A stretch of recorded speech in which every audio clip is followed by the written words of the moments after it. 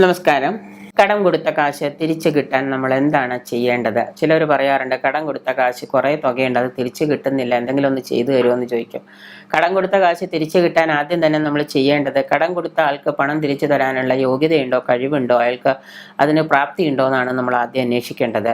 അങ്ങനെ പ്രാപ്തി ഉണ്ടായിട്ടും തിരിച്ചു തരുന്നില്ല, മനഃപൂർവ്വമാണ് നമ്മളെ ബുദ്ധിമുട്ടിക്കുന്നതെങ്കിൽ നമുക്ക് വേറെ പല മാർഗങ്ങളും നമുക്ക് സ്വീകരിക്കാനുണ്ട്. ഒരുപാട് മാർഗങ്ങളുണ്ട്. പിന്നെ ആദ്യം തന്നെ വേറെ അതിൽ സിമ്പിളായിട്ട് ഇപ്പം നിങ്ങൾ വീട്ടിൽ തന്നെ പ്രയോഗിക്കാവുന്ന മാർഗ്ഗങ്ങൾ പലരും അങ്ങനെ വിളിച്ച് ചോദിച്ചു കഴിഞ്ഞിട്ട് പൈസ കിട്ടാനുള്ള മാർഗ്ഗങ്ങൾ പറയുമ്പോൾ എല്ലാവരും പറയാം, എന്നാൽ ശരി പിന്നെ വിളിക്കാട്ടോ എന്നും പറഞ്ഞിട്ട് വെക്കും. കാരണം നമുക്ക് നിർബന്ധമൊന്നുമില്ല, നിങ്ങളുടെ പണമല്ലേ, 30 ലക്ഷം 50 ലക്ഷം 1 കോടിയൊക്കെ പോയ ആളുകളുണ്ട്. എന്തായാലും അതങ്ങനെ നിൽക്കട്ടെ. അപ്പോൾ നമ്മൾ ചെയ്യേണ്ടതെന്ന് വെച്ച് കഴിഞ്ഞാൽ, ആദ്യം തന്നെ നമുക്ക് കൊടുത്ത കാശ് തിരിച്ചു കിട്ടാൻ വ്യക്തിക്ക് പൊതുവെ കഴിവുണ്ട്, സാമൂഹികമായിട്ട് അവർക്ക് തരാൻ സാധിക്കുന്നുണ്ട് എന്ന് തോന്നുകയാണെങ്കിൽ നമ്മൾ ആദ്യം തന്നെ ഒരിക്കലും അവൻ തിരിച്ചു തരില്ല എന്ന്, അതായത് ഇനി എൻ്റെ കയ്യിൽ നിന്ന് വാങ്ങിയ പണം ഒരിക്കലും അവൻ തിരിച്ചു തരില്ല എന്നുള്ള ചിന്തകൾ നമ്മൾ ഈ പണം കൊടുത്ത ആൾ എന്ത് ചെയ്യണം, അത് മാറ്റിവെക്കുക. ആദ്യം അങ്ങനെ ഒരു ചിന്ത തന്നെ മനസ്സിൽ നിന്ന് മാറ്റുക. എനിക്ക് അവൻ പണം തരില്ല, അവൻ എത്ര ഉണ്ടെങ്കിലും എൻ്റെ പണം അവൻ തിരിച്ചു തരില്ല എന്നുള്ള കാര്യങ്ങൾ അവിടെ ഇല്ല എന്ന് നമ്മൾ പലതവണ ആവർത്തിക്കുന്നുണ്ട്. ഈ ഇല്ല എന്ന് ആവർത്തിക്കുമ്പോൾ തീർച്ചയായിട്ടും ആ ആവർത്തന വിരസത നമ്മുടെ സബ് കോൺഷ്യസ് മൈൻഡിലേക്ക് വരികയും അത് നമ്മുടെ ജീവിതത്തിൽ അതൊരു കാരണം നമുക്കറിയാം അത് കിട്ടില്ല എന്ന്, പിന്നെ നമ്മൾ എന്തിനാ അതിൻ്റെ പുറകെ പോണേ? അപ്പോൾ അങ്ങനെ ചോദിക്കുമ്പോൾ കിട്ടില്ല എന്ന് അറിഞ്ഞിട്ട് പിന്നെ എന്തിനാ നമ്മൾ അയാളോട് ദേഷ്യപ്പെടുന്നത്? അപ്പോൾ രണ്ട് കാര്യമാണ് അവിടെ. ഒന്ന്, തരില്ല എന്നും കിട്ടില്ല എന്നും അറിയുന്നു എന്നുള്ള ചിന്തകളെ നമ്മൾ മാറ്റുക. തീർച്ചയായിട്ടും പണം അയാൾക്ക് കൊടുത്തിട്ടുണ്ടെങ്കിൽ അവൻ പണം തിരിച്ച് നമുക്ക് തന്നു എന്ന് തന്നെ ചിന്തിക്കുക, നമുക്കത് കിട്ടും എന്ന് തന്നെ ചിന്തിക്കുക. അങ്ങനെ ഒരു കാര്യങ്ങൾ ചിന്തകളെ നമ്മൾ മാറ്റുക. നമ്മുടെ ചിന്തകൾക്ക് അവിടെ ഒരു പോസിറ്റീവ് എനർജി കൊടുക്കുക. ചിന്തകളെ ഒരു പോസിറ്റീവ് എനർജിയിലേക്ക് കൊണ്ടുവരിക. പണം തീർച്ചയായിട്ടും നമുക്ക് കിട്ടും, അല്ലെങ്കിൽ അത് ഉറപ്പായിട്ടും നമുക്കത് ലഭിച്ചു എന്ന് തന്നെ നമ്മൾ ചിന്തിക്കുക. പണം തരാൻ അയാൾക്ക് കഴിയും, പണം നമുക്ക് കിട്ടുകയും ചെയ്യും എന്നുള്ള ചിന്തകളിലേക്ക് നമ്മൾ മാറാൻ നോക്കുക. മാത്രമല്ല, രണ്ടാമതായിട്ട് നമ്മൾ ചെയ്യേണ്ടത്, ഒരിക്കലും പണം വാങ്ങിച്ച ആളോട് പണം കൊടുത്ത ആൾ, അതായത് തന്ന ആള് പണം കൊടുത്ത ആളോട്, കൊടുത്തവനും മേടിച്ചവനും ഉണ്ടല്ലോ, ഈ കൊടുത്തവൻ മേടിച്ചവനും ഫോൺ ചെയ്തിട്ട് ചോദിക്കുകയാണ്, അല്ലെങ്കിൽ നേരിട്ട് ചെന്നിട്ട് ചോദിക്കുകയാണ്, നിങ്ങൾ എൻ്റെ പണം എനിക്ക് തിരിച്ചു തരണം, എനിക്ക് ഇന്ന സമയത്തിനുള്ളിൽ പണം വേണം, നിങ്ങൾ ഇത്ര അവധിയൊക്കെ പറഞ്ഞല്ലോ എന്ന് പറയുമ്പോൾ സ്വാഭാവികമായിട്ട് പണം മേടിച്ചവന് അവിടെ എന്താണ്, ദേഷ്യം വരും. കാരണം അവൻ്റെ കയ്യിൽ പണം ഇല്ല, സ്വാഭാവികമായിട്ട് അവന് ദേഷ്യം വരും. അങ്ങനെ ദേഷ്യം വരുന്ന സമയത്ത് നമ്മൾ എന്താണ്, ആ ദേഷ്യം പണം തന്ന ആളോട് പ്രകടിപ്പിക്കുകയും, അങ്ങനെ വരുമ്പോൾ നമുക്ക് ഒരിക്കലും ആ പണത്തിൻ്റെ ഒരു സോഴ്സ്, നമ്മളവിടെ നിഷേധമായിട്ടാണ് ആ പണത്തെ കണ്ടത്, അവിടെ നിഷേധാത്മകമായ നമ്മുടെ മനസ്സ് ആ പണത്തെ നമ്മൾ എന്ത് ചെയ്യാണ്, നിഷേധ രൂപത്തിലേക്ക് മാറ്റുകയാണ്. അപ്പം നമ്മുടെ മനസ്സിലുണ്ടാവുന്ന ആ തോന്നൽ, ഇയാൾ പണം ചോദിക്കാൻ വന്നേക്കാം രാവിലെ തന്നെ, ഇയാൾക്ക് ഒരു പണിയൊന്നുമില്ലേ എന്നുള്ള രീതിയിലുണ്ടാവുന്ന നിഷേധാത്മകമായ ചിന്താഗതിയെ നമ്മൾ മാറ്റിയിട്ട് പണം ചോദിക്കുന്ന ആളോട് നമ്മൾ എന്ത് പറയണം, സൗഹൃദപരമായിട്ട് പറയണം, ശരി ഞാൻ നിങ്ങളുടെ പണം തരാം, നിങ്ങളുടെ പണം തരാൻ എനിക്ക് കുറച്ചുകൂടി സാവകാശം വേണം എന്ന് പറയുക. അത് വളരെ തുറന്ന മനസ്സോടെയും സന്തോഷത്തോടെയും വളരെ പോസിറ്റീവായിട്ടും പറയുക. സാഹചര്യങ്ങൾ അനുകൂലമല്ലെങ്കിൽ പോലും മാറ്റി നിർത്തിയിട്ട് പറയാം.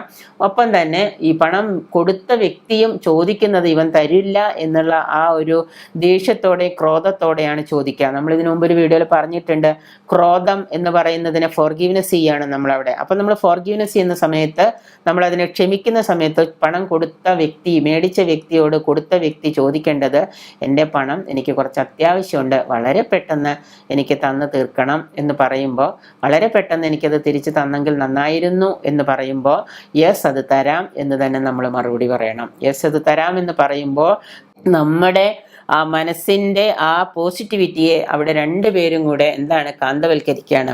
അങ്ങനെ കാന്തവൽക്കരിക്കുമ്പോൾ തീർച്ചയായിട്ടും നമുക്ക് എന്താണ്, പണം കൊടുക്കണമെന്ന് തോന്നും, പണം കിട്ടണമെന്ന് ഇയാൾക്കും തോന്നും, പണം കിട്ടുമെന്ന് കൊടുത്ത വ്യക്തിക്കും തോന്നും. നിങ്ങൾക്ക് കാര്യം പിടികിട്ടിയിട്ടുണ്ടാവുമെന്ന് വിചാരിക്കുന്നു. അപ്പോൾ അതുകൊണ്ട് ആദ്യം നമ്മുടെ ചിന്തകളെ നമ്മൾ മാറ്റുക.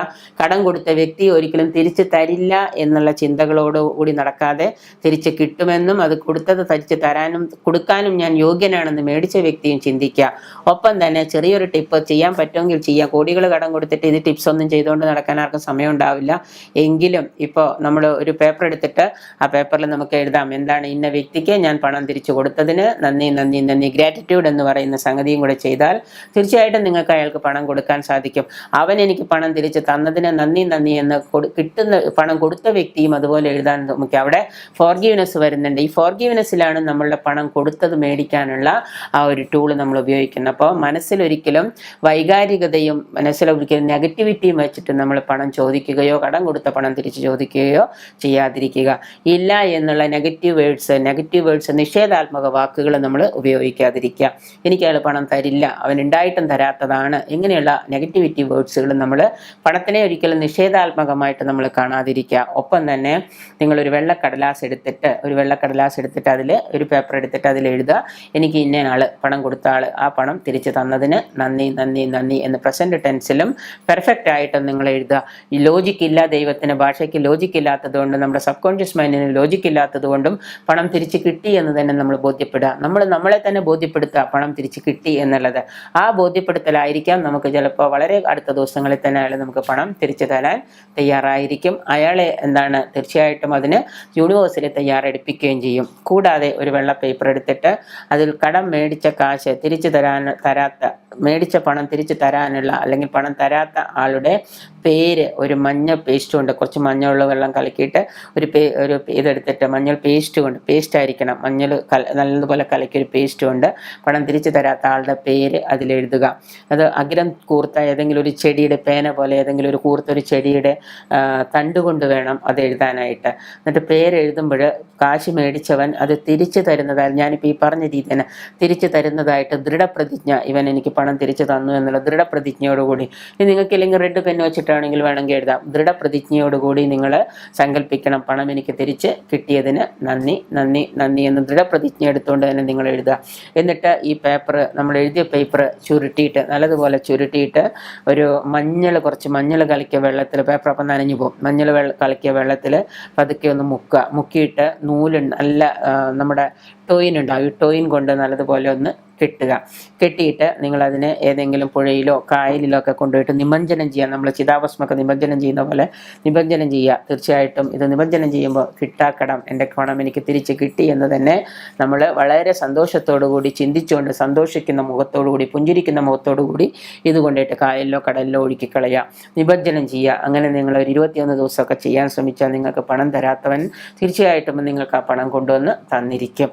അനുഭവസ്ഥർക്ക് പോലും ഇങ്ങനെ ഒരു രോഗമുണ്ട്. അപ്പം അതുകൊണ്ട് ഒരിക്കലും പണം തിരിച്ച് കിട്ടില്ല എന്ന് വിചാരിച്ചുകൊണ്ട് നിങ്ങൾ ആരോടും ചോദിക്കാതിരിക്കുക.